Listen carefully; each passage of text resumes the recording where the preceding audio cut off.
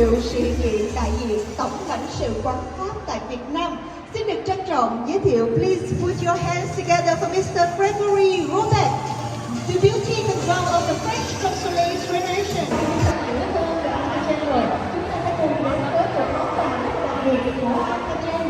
Và ngay bây giờ thì chúng ta sẽ cùng nhau chứng kiến khoảnh khắc vô cùng đặc biệt box hộp quà này để xem là Anne Fortune ngày hôm nay sẽ mang đến món quà bất ngờ gì cho tất cả quý khách hàng của chúng ta.